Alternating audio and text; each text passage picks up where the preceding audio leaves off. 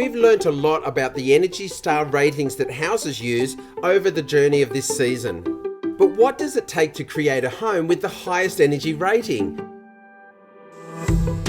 Jimmy is heading to Adelaide to meet Jessica Allen and unwrap South Australia's very first 10-star home.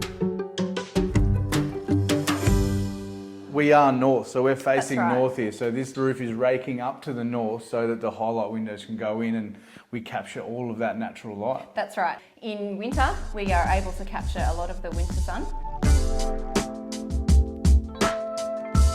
The first thing is the orientation of the home. That's the first thing we think about when we talk about passive design is where's the sun and how are we going to get that into the house? The slab's got a nice dark tint to it, so that's again something you guys have thought about to be able to accomplish this 10 stars, is that if that were just normal grey polished concrete, it wouldn't perform as well as a dark tinted slab. Yeah, that's right. So dark colours absorb more heat. Yeah. Everything in this house was done on purpose, so and that includes the colour of the slab. So Jess, we've been inside for literally 2 minutes and the difference from outside to inside is phenomenal. I mean, outside it's blowing a gale, there's traffic on the street and it's quite loud and obnoxious out there. But in here, it's dead silent, it's nice and warm.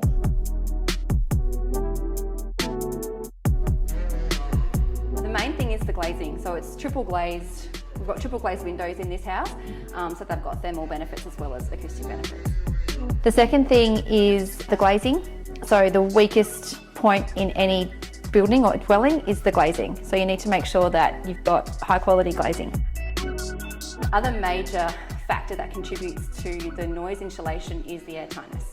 So this house is extremely airtight, which means that there aren't any holes and gaps and cracks, firstly for your heat and energy to leak out of, and also there's nowhere for the noise to come through, no little gaps for the noise to sneak through. And while I'm on the topic, the other really good thing about an airtight structure like this one is that there's no dust. This is an all-electric home. Everything is electric, including the cooktop and the water heating. And the array on the roof, I believe, is 3 kilowatts. So it's not that big. No, it's not. We don't need that much. In Queensland, like where everyone's chasing the 10 and 12 kilowatt systems to try and, because we're running so much. And I guess that's the key feature that we're trying to show in this house is that you don't need to have that much power to live a comfortable life. And this is an average Joe type house. It's not big, but it's a 10-star rating house, which is absolutely amazing. That's right. Everything in this house has been done on purpose to make sure that the energy consumption is as low as possible. The third thing is the insulation. Having a super insulated structure is really important. You insulate a house to make sure that any heat that comes in via the northern windows stays in.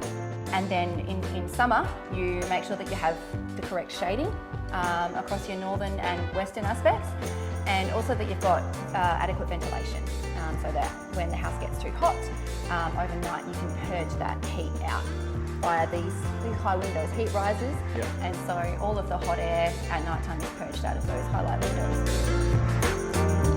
And the fourth thing is the slab and the thermal mass. Those four things have really worked together to create the high star rating in this home.